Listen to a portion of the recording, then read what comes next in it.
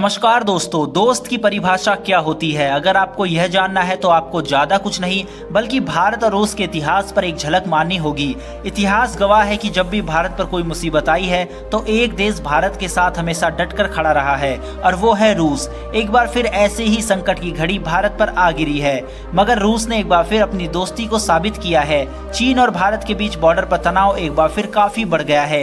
जहां सर्दियों में दोनों सेना तनाव वाली जगह से वापस चली गई थी, मगर गर्मियों के आते ही एक बार फिर से दोनों सेना आमने सामने खड़ी है और चीन ने भारत के ऊपर स्ट्रेटेजिकली दबाव बनाना शुरू कर दिया है। हाल ही में उसने अपनी बुलेट ट्रेन को भारत की सरहद के करीब पहुंचा दिया है और LAC पर S-400 डिफेंस सिस्टम की डिप्लॉयमेंट भी की है। चीन भारत को चारों तरफ से अपने शिकंजे में कस रहा है। जहां भारत कोरोना से लड़ रहा है और एक और लहर से बचने की तैयारी में लगा है, ऐसे में मौका पाकर चीन के तेवर भारत के प्रति सख्त हो गए हैं। चीन के ग्लोबल टाइम्स ने दावा किया है कि चीन ने पिछले साल के मुकाबले अधिक मात्रा में सेना की डिप्लॉयमेंट भारत की करीब सीमा में किया है। साथ ही चीन के विदेश मंत्रालय भी एक के बाद एक तीखे बयान दे रहा है। उसने अपने हालिया बयान में कहा था कि भारत दूसरे मुल्क की सीमा पर अतिक्रमण करता है और हम उसको मुंहतोड़ जवाब देने के लिए प्रतिबद्ध हैं। भारत के ऊपर इतना बड़ा खतरा शायद ही इससे पहले कभी आया हो। भगवान न करे अगर इस सूरत हाल में चीन से युद्ध हो जाता है तो चीन की फौज मिनटों में LAC पर पहुंच सकती है। उसने अपनी सड़क और रेल का मार्ग बॉर्डर तक फैलाया हुआ है। जहां भारतीय फौज को घंटों लग जाते हैं यहां तक पहुंचने में, चीन ने इस दूरी को मिनटों में कन्वर्ट कर दिया है। साथ ही S-400 डिफेंस सिस्टम की डिप्लॉयमेंट का मतलब है कि भारत की हर जवाबी कार्रवाई नाकाम करने का हथियार उसने LAC पर पहुंचा दिया है।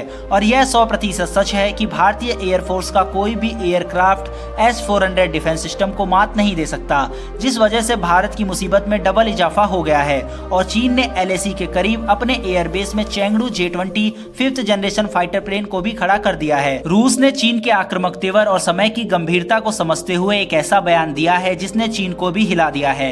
भारत ने रूस के सामने यह चिंता व्यक्त की थी कि क्या S-400 इतनी ऊंचाई पर भी कारगर साबित होगा। इस पर चीन ने कहा है कि भारत को मिलने वाला S-400 डिफेंस सिस्टम, उसका एडवांस वर्जन हम भारत को सौंप रहे हैं और यह हमारे पुराने वाले S-400 से ज्यादा कारगर साबित होगा। क्योंकि भारत से S-400 की पेमेंट हो चुकी है तो ऐसे में रूस इसकी डिलीवरी में देरी करना नहीं चाहता। यह भारत की सुरक्षा से जुड़ा मामला है। ऐसे में हम हालात को समझते हैं और भारत को S-400 की फर्स्ट यूनिट साल के अंत तक रूस किसी भी हालत में मुहैया करा देगा। और यह एक बहुत अच्छी खबर है भारत के लिए जब चीन के तेवर इतने सख्त हो गए हैं। मैं यहाँ पर आपको बताता चलूं कि रूस ने चीन को S-400 की 2 यूनिटें दी हैं।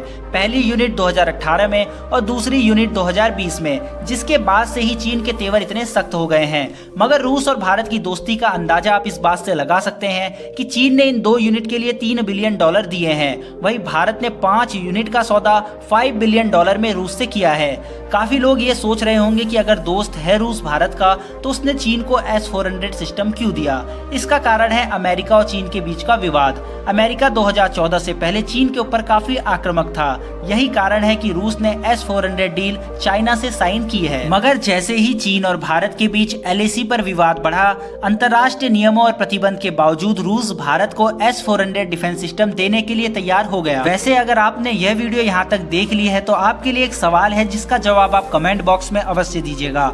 आपके हिसाब से रूस, इजराइल और फ्रांस तीनों में से कौन सा वह देश है जो भारत के लिए युद्ध के समय संकट मोचन का काम कर सकता है? आपको तीनों देशों में से किसी एक को ही चुनना है। फिलहाल इस वीडियो में इतना ही। अगर आपको ये वीडियो और इन्फॉर्मेशन पसंद आई हो तो वीडियो को लाइक करें और हमारी आने वाली वीडियो के लिए चैनल को सब्सक्राइब करके बेल घंटी को अवश्य दबा दें। इससे हमारी आने वाली वीडियो आप तक पहुंच जाएगी। फिलहाल के लिए मुझे दीजिए इजाजत, फिर मिलेंगे एक नई वीडियो में। धन्यवाद, जय हिंद।